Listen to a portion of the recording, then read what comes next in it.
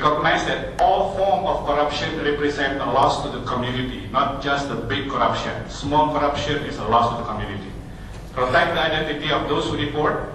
Apply an integrated approach between the three core components of prevention, education, and investigation. Just prevention is not enough. Just education is not enough. Just investigation is not enough. Just change of process is not enough. Everything has to be done at the same time, because otherwise you will see the black hole in your anti-corruption approach.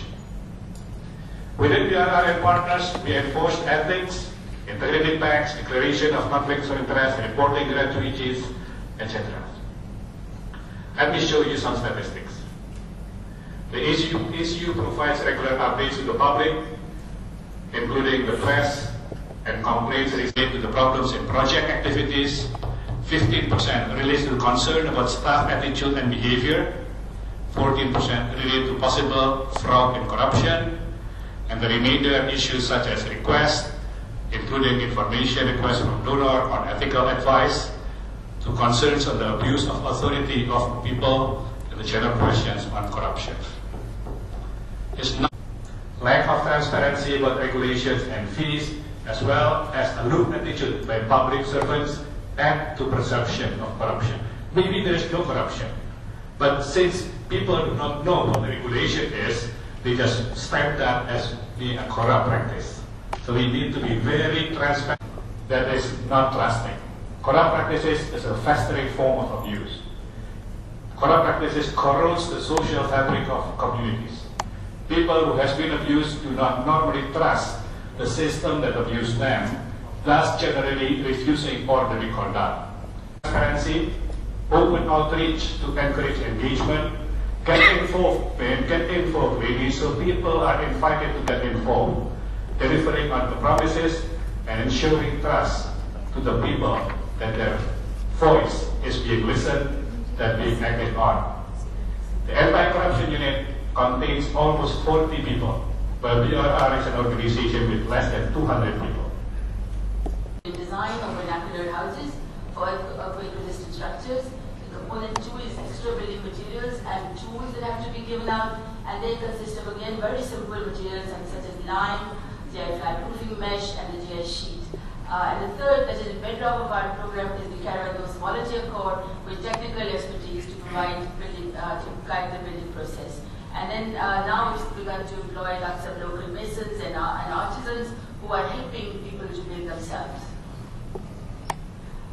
Design parameters consist of this one room of 10 by 15, and this can of course be added on to. Surprisingly, everybody's gone in for not only just the room but a veranda and a small kitchen space, because finally for women it's very important that they have some space where they can come out to. So this is what's this is what's going on, and people are going ahead and building it.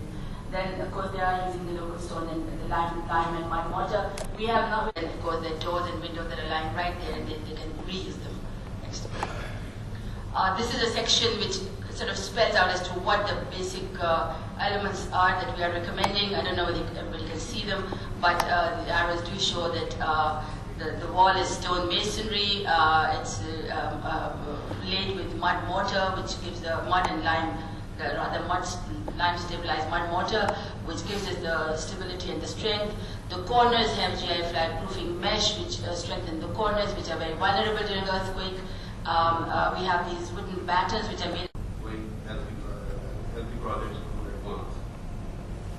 So there is another requirement which I thought I would highlight in the beginning. We would like to have comments from everybody. So what we have is in this earthquake, the Prime Minister this morning highlighted the transparent procedures that have been adopted by the government.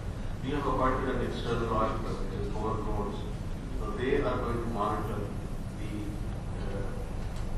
all of these expenditures that come into the earthquake rehabilitation or reconstruction process. We also, for instance, we have signed a credit agreement with the government for $400 million, which does include the debt data that we have. Another one we are trying to develop is the M&E framework, which is the monitoring and evaluation framework. We will develop it with the donors who will be part of this process. We will have a steering committee which will have components of the private sector, the donors and the government. So the monitoring processes will be monitored at all levels with regard to reconstruction. Earthquake victims and submitted to the parliamentary committee. Auditor General Pakistan and foreign auditors will conduct the audit of the quake relief fund. This is the one major step taken over, one back. Second is the formation of parliamentary committee to review and monitor reconstruction and rehabilitation steps as well as funds use. And the third is formation of ERA, which will ensure double checks of all the receipts and expenditure to ensure transparency. According to ERA, all the money will be audited by Office of Auditor General of Pakistan as well as by internal ERA auditing mechanism, and a third party will be called in to validate these audits. ERA mandate has been explained by John Wall that it changed and now ERA is not involved in the reconstruction directly. It will an opportunity to represent outside people going in. There are 2-3 avenues which have been discussed. One is that we set up a separate office, like an ombudsman, a procurement ombudsman, to which a leader can go and put in an amendment which is not satisfied with the verdict given by the complaint redressal committee in the corporation.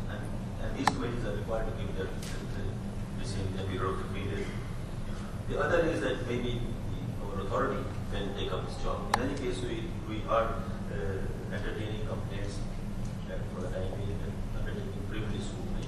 Our law says that all those complaints which were received by us have to be placed before the cabinet. So we are praying to put papers to place all the complaints to the cabinet. After the second year, the reverse redressal mechanism is put in place, only then the